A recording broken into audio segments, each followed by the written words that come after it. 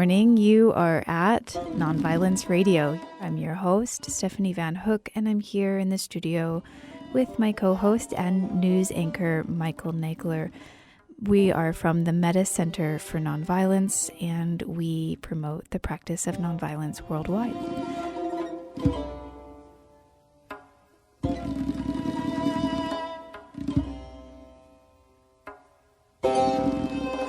Michael, you have a wonderful collection of news, nonviolence in the news, to share with us this morning on your Nonviolence Report. So let's start with that. Give us some hopeful news and some great analysis. I'll try to emphasize some hopeful things happening, Stephanie. It really, I have to say, is a very, very intense time for this growing awareness of nonviolent struggle. And it's happening all over the world. So let me just mention a few resources whereby we can keep abreast of all these developments. There's a 6-week training with something called the Nonviolent Cities Project. It's going to be on Zoom, of course, and it's going to be Thursdays from July 8th to August 12th. And if you're out here on the West Coast with us, it'll be from 1 to 3 p.m. Pacific time. And that training will be led by a couple of people who have had a lot of practice, and that is Rivera's son and Veronica Polikaric from Pace Bene, the Franciscan nonviolence outfit. And also one of my former editors, Michael Edwards, he used to work for the Ford Foundation. He's now a writer and an activist based in upstate New York. And he's the editor of a journal called Transformation.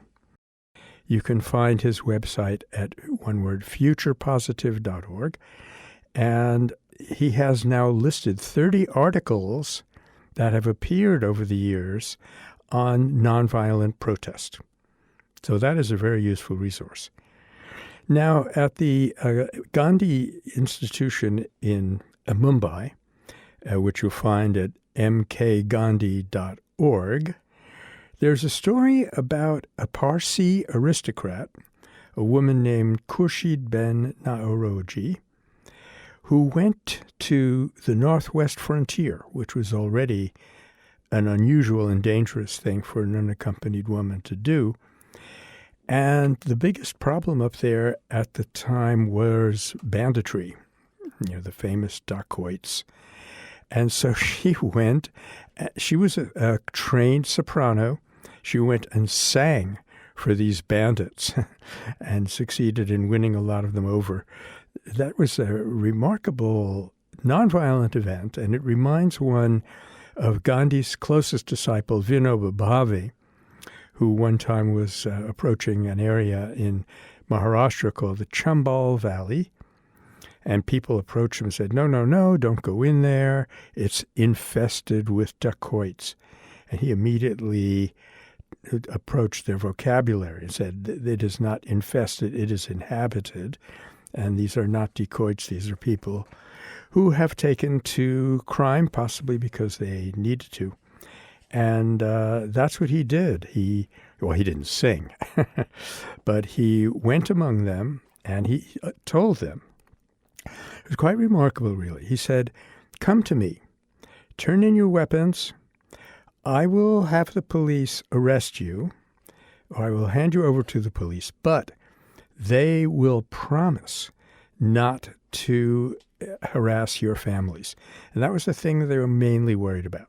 They weren't, they didn't like the idea of a jail sentence, but they weren't totally opposed to paying for their crimes and restoring their lives.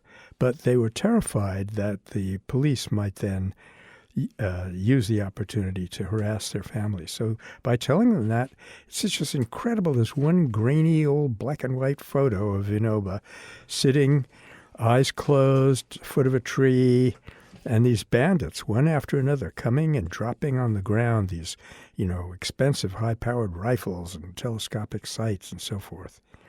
And it also reminds me of a Muslim woman, Rayana Tyabji, who was converted by Gandhi and did incredible things, changed her life completely. She had been in Parda, in seclusion, but she came out and became, under Gandhi's influence and under his protection, a powerful participant in the freedom struggle.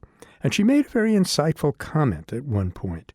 She said, in an attempt to explain how people did these things, which, for centuries they had avoided doing, she said, his consciousness grabbed hold of our consciousness and moved it to an incredible place. I really think that's a very insightful comment for us to think about. His consciousness grabbed hold of our consciousness and moved it to an incredible place.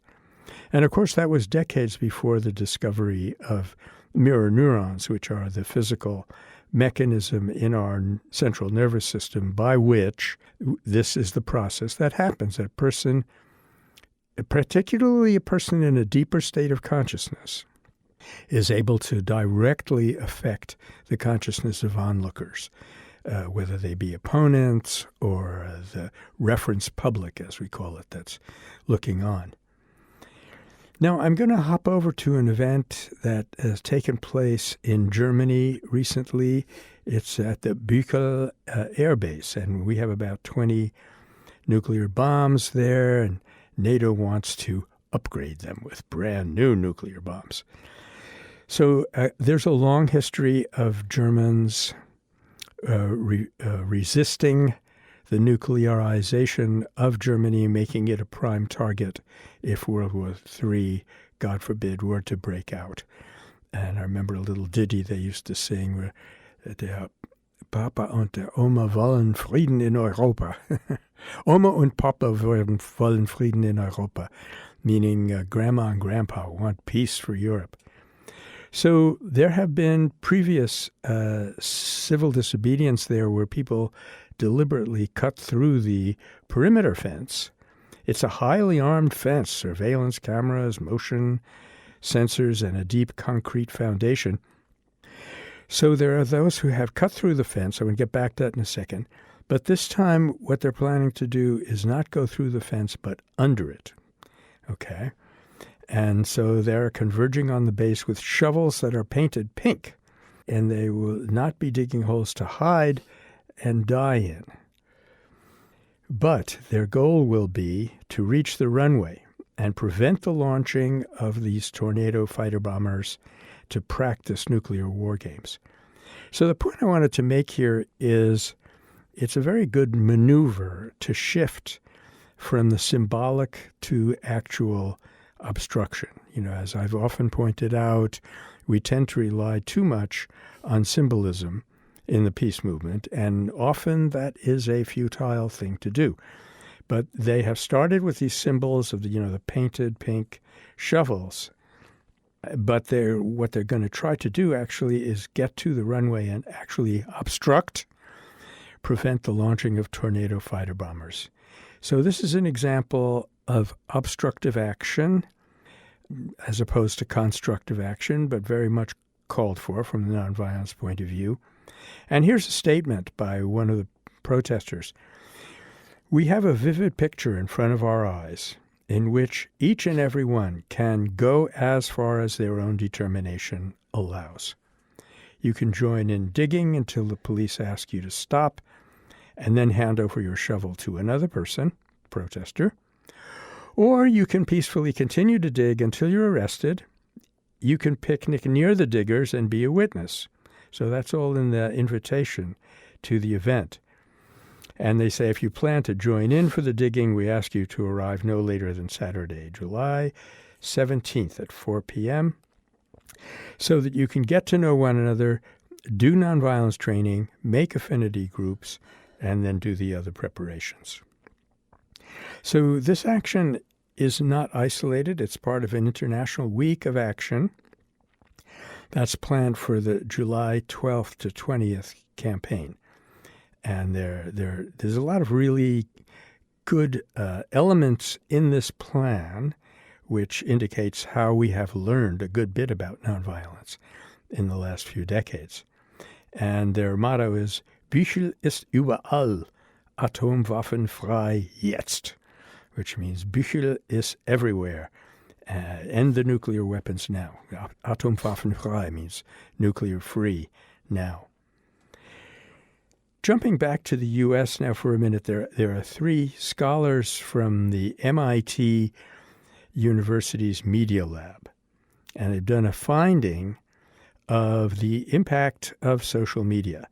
Now, this drew my attention right away because I always felt uncomfortable when people said, oh, now we have social media, everything is going to be different, we can plan campaigns, get in touch with one another. But my feeling was these media hold up a megaphone to anyone, whoever they are, and they can use it for good or bad purposes. So it's a classic example, I think, of practicing focus on the technique and not on the content. So these 3 scholars made a number of findings, and the key finding is this, that far-right disinformation, like the stealing of the election, the QAnon theories and so forth, that disinformation spreads 5 times faster on social media than straightforward news outlets do. So here's a quote from their study. We found that falsehood diffuses significantly farther, faster, deeper, and more broadly than the truth in all categories of information, and in many cases by an order of magnitude. Of course, they're not taking into account that the most powerful factor really is what people want to believe. So, sorry, Stephanie, I haven't given you a whole lot of hopeful stuff yet, but we're working on it. Our friend Bob Kohler, who is one of the first people to style himself a peace journalist, has got an interesting article now on his website, his website is called commonwonders.com/1-authors. That article is called Politically Correct Racism. And I leave you to read the article to see what he means by that. Meanwhile, there's another group, another organization that's become quite active. It's called the Beatitudes Center for the Nonviolent Jesus. I really like that idea very much. I have talked often about a book by Keith Akers called The Lost Religion of Jesus, in which he basically proves to my satisfaction that Jesus was nonviolent, and he was starting a nonviolent revolution. So the center was founded back last year, November 1st, the Feast of All Saints, and their idea is to help teach and promote the nonviolence of Jesus. So we can deepen our gospel nonviolence, they say, work for an end to racism, poverty, war, nuclear weapons, and environmental destruction, and welcome God's reign of peace and nonviolence here on earth. Now, this is very much what Gandhi was after, to promote what is called in India Rama Rajya, the rule of God on earth. The Beatitudes Center offers online Zoom classes, workshops, conferences, retreats, and they're going to start in-person conferences soon in this area in sometime next year.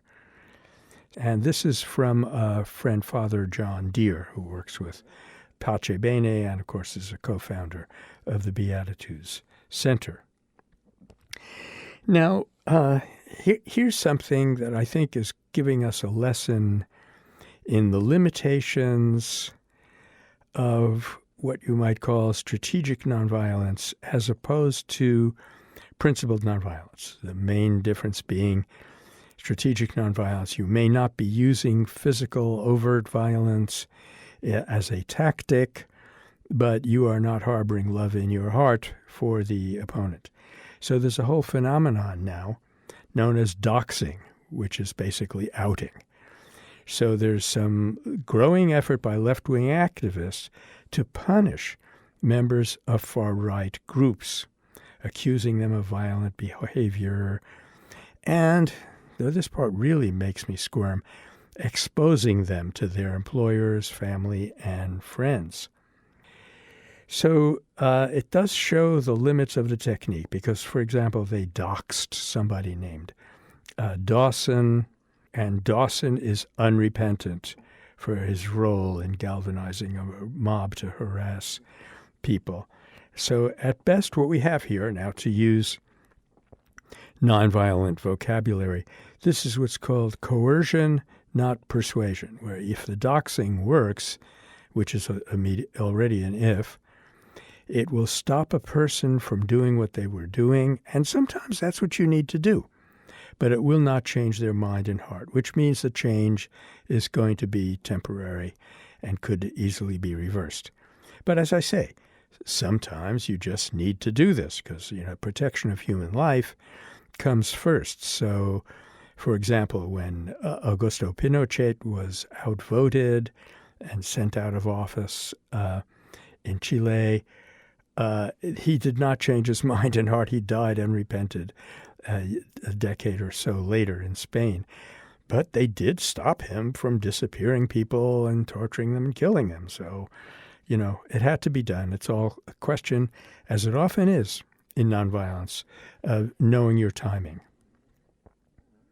Michael, can I jump in here for a second? Oh, of course. Okay. So those who are just tuning in, you're at Nonviolence Radio. And if you notice something different about the news, it's that Michael Nagler is reporting on nonviolence in the news or reporting on, what nonviolence could look like if it were done a little bit differently. With some very interesting articles and research that you found so far. So much of this comes across, how are you reporting this? It's because you go out and you look for it, and also you have you're subscribed to lists that send you this material, so that news is out there and people can find it. I mean, you're just, touching the iceberg. This is the tip of the iceberg of nonviolence in the news that's out there. Now, as you're talking about different approaches to nonviolence, where there's certain limits to techniques such as doxing, and there's certain motivations that are not as pure as other motivations. Maybe my motivation could be to, stop an injustice, but my sub-motivation is to humiliate the person who's doing it. So these are the kinds of analyses that you're trying to bring out in that. And just for transparency's sake, why don't you, because it's been a while since we've been live on the air, why don't you explain a little bit about what you mean by nonviolence and what you're looking for in these analyses, Michael? Not a bad idea, Stephanie. I was just going to roll on with tons and tons of reports, but maybe it's time to revisit that all-important subject. Yeah, as I've just been saying, there are kind of two flavors or grades of nonviolence, and it's really helpful to know the distinction. You could be nonviolent simply by not responding violently to people who are threatening you, or institutions that are compromising your rights. But you can, for example, if you succeed, there's a very dangerous moment there that Martin Luther King signalized very, very explicitly. That is, do not gloat. If you gloat over your triumph, you will only be infuriating your opponent and making him or her or them look for an opportunity to get back. So what you really want to do in nonviolence, it leads to a term that we used to use with principled nonviolence, is where you have the welfare of the opponent in your mind, in your heart. And so you are stopping them, him, whatever, from abusing you for his own sake as well as for your own. You're doing what Gandhi called ending this unnatural relationship of domination by one country over another. And actually there are economic parameters, psychological parameters are harder to find, of course, which tell you that this was really a benefit to the British Empire and stop it not being an empire anymore, but just potentially being a partner in the world community of nations was a great benefit for them. So one really simple anecdote I like to use to explain the difference is there was a Yemeni protester a couple of years back who said they cannot defeat us because we have left our weapons at home. So this is a classic statement of strategic nonviolence. And let me say it again. Let me be very clear. I am not opposed to it. Strategic nonviolence is any day infinitely better than violence. And if that's all that you're ready to do and you have to act because of a crisis, so that's what you do. But if he were a PNV man, if he were really principled nonviolence, what he would have said is he would have said, they cannot defeat us because we left our hatred at home. And that's when you get to this effect that I mentioned before, where, to quote Rayana Tyabji, his consciousness grabbed our consciousness and moved it to an incredible place.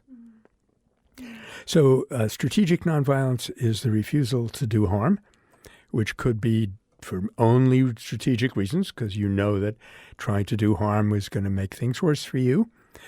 But at a deeper level, it means a lack of desire to harm. And that actually is probably the etymological meaning of the word ahimsa, Indian term for nonviolence. It comes from a root hun, which means to injure, to slay, and it's what we linguists, and yes, I am a recovering linguist, used to be called a desiderative, which means it doesn't indicate the action, harming, but it indicates the intention or the desire to harm. So it presupposes that we have something called minds, and those are important.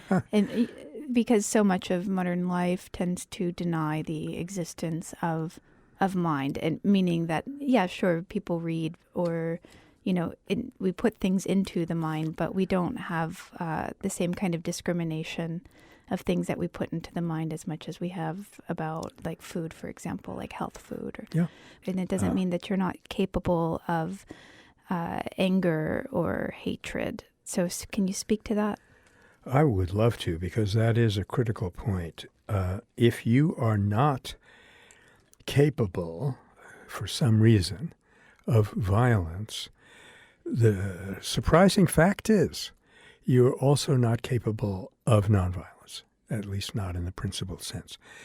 To be nonviolent, which means A, to be in a nonviolent state of mind, and B, to plan actions that are nonviolent in character, and to base your whole life on it, which is another criterion of principled nonviolence. You have to have been capable of nonviolence, of anger. You have to renounce that anger, and then that anger transfers over to its positive alternative. That's the amazing miracle about it. It's when you control anger and fear for the right reason, that anger and fear actually was just bare energy, and it converts itself to empathy and courage. It's an incredible thing. So really nobody is not capable of nonviolence, because everybody has a certain quantum of anger and fear in them. Mm. Well, this is a much longer conversation. You have a few minutes left for the news. Would you like to tell us about the 60 Minutes program? Is that in your list of resources It today? wasn't, Steph, but I'll be glad to throw it in. Yeah, it's about a remarkable man named Ben Ferencz. It's a Hungarian spelling, Ferencz. I was put in touch with him by a friend called Stephen J. And Ben was a Jewish American who fought his way across Europe in all the big battles, landed at Normandy, Battle of the Bulge, etc. And because he was a lawyer, he was then recruited to present the prosecution case at the Nuremberg trials. It was a truly historic role that he played, and he was only 27 years old at the time. In this 60 Minutes program, you can see what a jolly, happy, self-contented, senior person he is. He was really a remarkable personality, and he managed to get convictions, which probably wasn't too difficult for some of the biggest Nazis. But when he was asked by the reporter, how does he feel about that, he said, "I'm still churning." To this day, the necessity of using violence, because of violence that's been used, bothered him. And so there you see the seeds of principled nonviolence in this person who had been through so much. So it's a remarkable story. Ben, Ferencz. Mm-hmm. And he also said something interesting about what war does to people. He said that if, what happened to these people, aren't they monsters? And he said that's what these conditions turn people into monsters. Can you speak to that? Yeah, in fact, he retorted immediately, no, they are not monsters. They are ordinary human beings who were caught up in basically this monstrous civilization. And I think, again, that is critical because what shall I say? The primary thing you need to do if you want to be nonviolent in a situation of stress is to separate the person from the deed. And that's what leads to restorative justice instead of retributive justice. So therefore it means that you never rule out the possibility of redemption, of restoring relationships. So if you think the person is a criminal, you can't be nonviolent. You have to say, this is a person who participated in criminal behavior. Well, that's a very fine distinction and something left to reflect on. Thank you so much, Michael, for your Nonviolence Report today.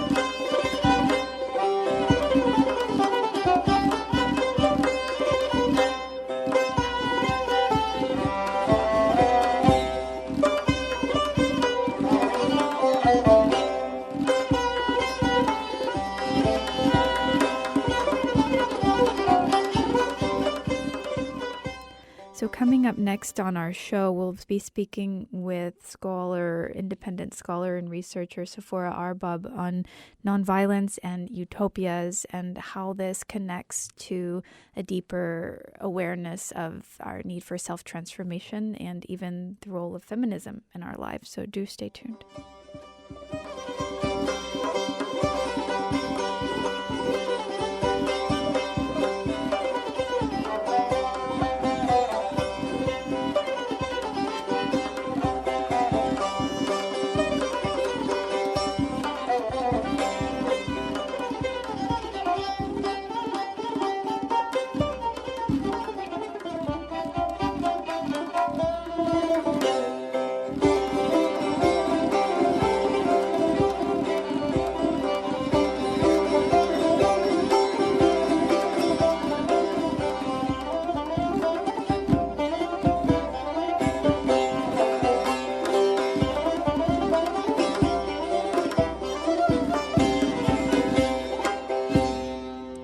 Welcome back, everybody, to Nonviolence Radio. I'm Stephanie Van Hook, and I'm here in the studio with my co-host and news anchor, Michael Nagler.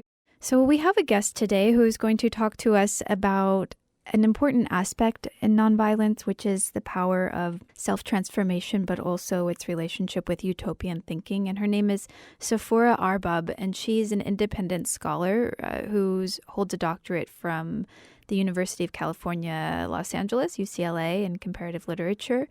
Her dissertation, The Ecstasy and the Anarchy of Nonviolence, the Kudai-Khitmatgar Resistance in the Northwest Frontier of British India, and it focuses on the Pashto literature of this popular subaltern resistance movement of the 1930s and 40s. She's published an article comparing the Khudai Khidmatgar movement and Abdul Ghaffar Khan's utopian vision of a nonviolent community with Jinnah's vision of Pakistan, and that's in the anthology Muslims Against the Muslim League Critiques of the Idea of Pakistan. And she has translated a selection of poems by the iconic modern Pashtun poet Ghani Khan, a postmodern humanist, poet, philosopher. And she's also teaching a course this summer with the Minutes-Ben Center for Nonviolence, and her part in our certificate program is a 7 to 8 week course entitled Nonviolence, Feminism, and Self-Transformation. So welcome back, Safoora, to Nonviolence Radio. Thank you. Thank you, Stephanie and Michael. Nice to be with you again. Nice to be with you here. And there's so much that we can talk about and sort of where to begin. But I'm thinking of, in relationship with Michael's Nonviolence Report, which we just spent half an hour exploring, different analyses of nonviolence in the news and coming from this place of possibility that Michael's holding, of what he knows about the potential of human nature to enact nonviolence. And I think that ties in really well with the concept of utopias that you and I wanted to talk about on the show today. Because why? Because utopias presuppose an idea of possibility. And like nonviolence, people often critique nonviolence and say, perfect nonviolence is impossible. And so we have to talk about why it's important to hold sort of a utopian vision of what is possible, right? Yeah, exactly. So I think the idea of utopia for me is so appealing because it is this aspiration or an imaginary towards something that one desires and longs for and knows that it's possible, but we keep sort of undermining our own ideals in a sense by saying, oh, that's not realistic, or that's not possible, that's just something, it is an ideal, in other words, right? So even in one of the first utopias, which was Plato's Republic, Plato has this very strong concept of ideal forms and in a sense that the world is a reflection of that, and perhaps the idea that the world cannot be actually those ideal forms perhaps originates with Plato, to say that the world is sort of a shadow reflection of that ideal form, and so it can never be that. But it's interesting because Gandhi also talks about utopias, and the village for him was a utopian ideal of how the future India should look. And he calls it the real picture. He says, even though we may not be able to achieve that real picture, it's always necessary to have that picture of the truth towards which we should aspire. And I sort of have the same kind of relationship with the concept of utopia as this wonderful arena of possibility that we shouldn't just shut out by saying, well, it's not really possible. Similar to, as you were saying, what nonviolence aspires towards. There's a researcher named John Paul Lederach out of the University of Notre Dame. I believe he's at the Kroc Institute there for peace. And he has a term that he's coined called the moral imagination, and the importance of the moral imagination in doing peace work, which I think essentially ties into what you're describing as utopian thinking in a way. And when you bring up Plato's cave, and it really makes me think, where does this idea of possibility lives in us? We do have this sort of natural inclination and some sort of natural knowledge of the way that things should be, right? Right, exactly. We sort of instinctively or intuitively or naturally or yes, I don't know what to call it. Know when things are wrong, and we know when things are right, and we know in which direction to take things if things are wrong. But we just sort of negate that possibility by saying that's not realistic. And so I'm sort of interrogating that idea of realism. And I think nonviolence does that. The whole framework of nonviolence is doing that by saying, well, why is the world constructed in the way that it is when this alternate possibility exists, at least in our imagination, right? And instinctively we know that that's what those are the kinds of societies we actually crave, but we're not putting our full effort into this, but rather into reinforcing what we think is reality. So my question, which sort of intrigues me, is how do you shift what is real, which is a social construct essentially, but not sort of a naturally given thing, right? The way we've created our society is a social construct. It's not naturally or organically given, even though people who want to sustain it want to frame it that way, that the human being is naturally violent, so we need these social and political systems to contain violence through other violent means. But what if there's another possibility, and I think we know it all exists, and at the core of that is the idea that the human is not naturally violent. And if we can just shift towards that, what other alternate possibilities are available to us if we just accept the fact, and it is a fact, right? There's so much research now on this idea that the human is not naturally violent. What alternate possibilities and alternate forms of community can be created with an acceptance of that idea? And I think Utopia speaks to that.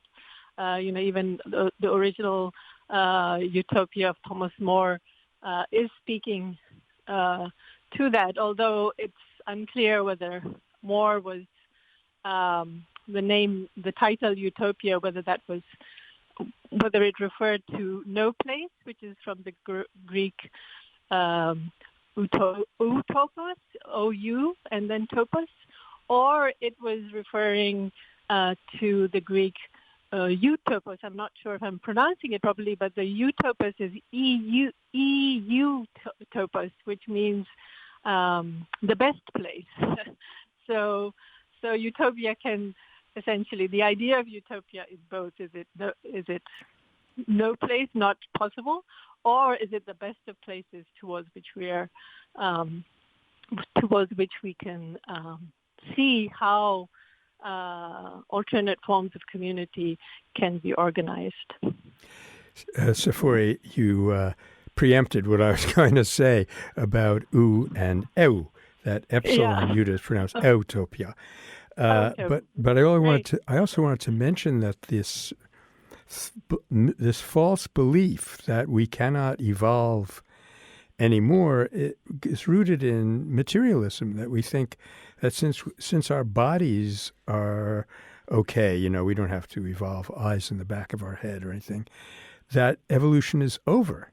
And, that's the dreadful mistake there, to think that human beings cannot aspire in non-physical ways to higher and higher things. Yeah, that's a very good point, Michael. I actually didn't think of it that way, but I think it does does reflect, in fact, that we are, along with the conception that the human is naturally violent, is the idea that the human cannot change because he is a materially given object. And so the dimensions of spirit and intellect and reason and some other sort of, the human being is a conduit maybe between the divine and the material. All of those kinds of alternate cosmologies that I'm calling even that course, all these alternate cosmologies in which the human is conceived differently are sort of removed from this very modern conception of the human. And it is a modernist conception of the human. Even though we think it's it's a universal conception. I think it is one of the modern conceptions that has become so dominant, and it's articulated through all these different media that have become so loud that we think it's the only conception of the human, when there are these alternate possibilities that already exist in indigenous sort of views, in silence, marginalized kinds of views that this dominant framework makes invisible. And I think that it's good to explore these alternate possibilities and how we can actually create networks of utopian thinking, in a sense, right, of alternate thinking with not only things from our past, imaginaries from the past, but also then this future-oriented thinking, which is utopia signifies. It's essentially a futurist kind of thinking, even though it's speaking to and is a critique of the present systems in which we live. Safoora, I'm thinking about, this whole movement of, iPhones and the kind of the me, the selfie culture, right. And I'm sort of drawing on a pun about utopia of utopias being about, again, they can be about these kind of individual visions of what is good for me. Right. And right. as we're approaching the July 4th holiday in the U.S. here, this is a day of independence, and people are telling alternate stories about this day of being a day of interdependence. And I know that your research also bridges into the alternate stories that feminism brings to the table in these futures. And so, can you speak to interdependence and the utopian thinking? Right. That's sort of I get very excited about that topic. Me too. And that's what the course is. The course is trying to do is to shift into these alternate ways of thinking through the lens of feminism, because I think feminism, and of course there's many variations of feminism, so I can't just speak about feminism as a homogeneous kind of given, but nevertheless the feminist lens, because it's speaking truth to power in a sense, it does then emphasize the importance of interconnection between groups of marginalized peoples in order to bring out the voices of the marginalized, including, of course, women and other gender categories that have been shunned or invisibilized or just denied and so on. Like nonviolence, and I'm pointing to the intersections between feminism and nonviolence. Like nonviolence, it also is positing alternate possibilities if we use an intersectional lens or an intersectional way of organizing communities. And intersectionality has become this very dominant. I shouldn't say dominant; that's not the correct term. But the framework that feminism uses in the present wave of feminism, which is the fourth wave of feminism. And it comes from critical race theory, and was a term coined by Kimberly Crenshaw. And she points to the fact that not only is violence intersectional, so especially against marginalized groups such as Black women, where you can't separate race from gender, but she enlarges that whole concept that the intersections of violences can occur on many levels, systemic and structural violences. So a person can be oppressed because of their race or their caste or religion or nationality or sexual orientation. So there's all of these multiple levels of violences. But because we are human beings are composed, this intersects in our identities. Also, we are composed of many layers. I am a woman, I am a scholar, I am a mother. I can't just give myself a singular identity. My identity is also interconnected, not just with my own context, my own history, but my geographical and temporal context, right? So the fact that I am living right now in America at this present time has a bearing upon all of these multiple aspects of my identity. So this lens is especially crucial. It's not just a theoretical lens because it's also how we can conceive of resistance. So resistance itself also has then these intersectional layers. So we can't just resist one aspect of violence or violent systems or structures, but we have to operate on these multiple levels in order for it to be effective. And so the imaginary is an extremely crucial component of how resistance operates. And this is especially through my research. I was illuminated by my research of the Khudai Khidmatgar movement that occurred in the Northwest Frontier that you pointed out earlier. And their resistance happened on multiple levels, especially through literary or sort of the alternate thinking framework, alternate to the colonial dominant knowledge systems. And education and poetry and drama, these were crucial aspects of and went hand in hand with the physical resistance. So strikes and boycotts and all of the Gandhian and the Congress civil disobedience went hand in hand with how they were trying to shift their own society. So that's how nonviolence was embodied by so many people in the province so quickly.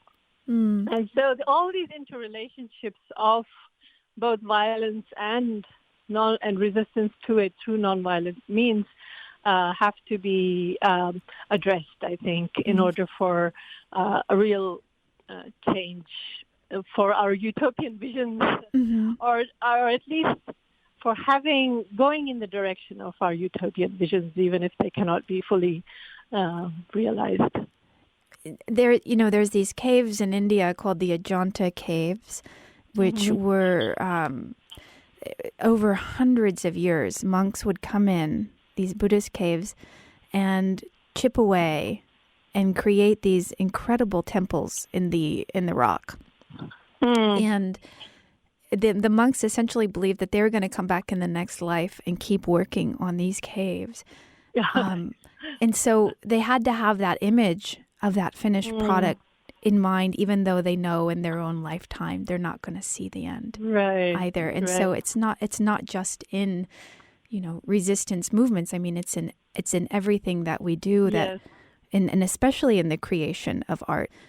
And so I also hear that you're tying nonviolence back into almost an artistic pursuit.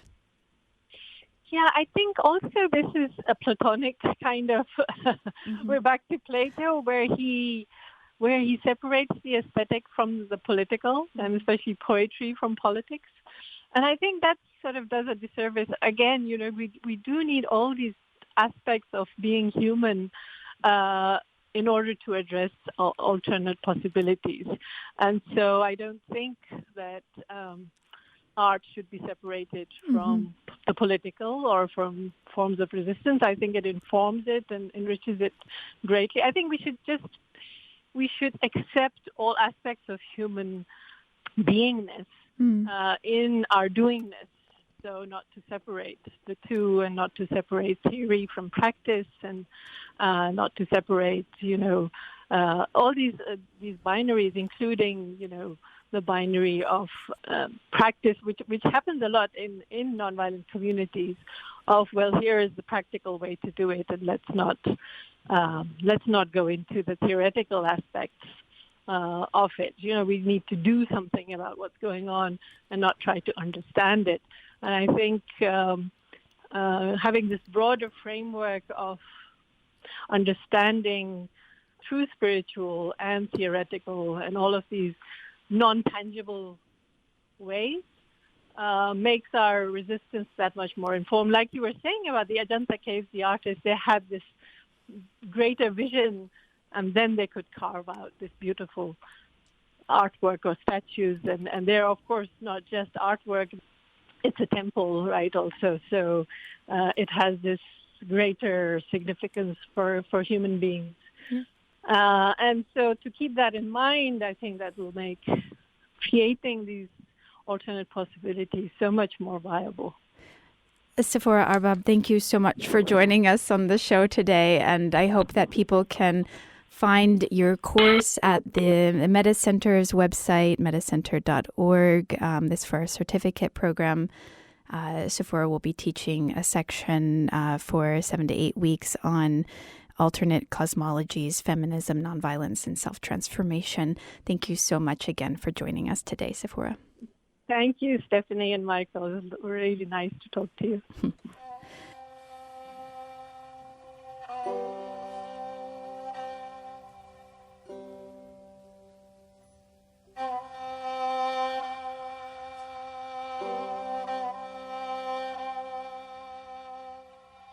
So you've been listening to Nonviolence Radio. We want to thank Matt Watrous for all of his hard work on the show, which he will transcribe and put up at Waging Nonviolence after the show. Thanks to Brian at Waging Nonviolence. Thanks to you, all of our listeners, all the friends and volunteers at the Meta Center. Until the next time, please take care of one another.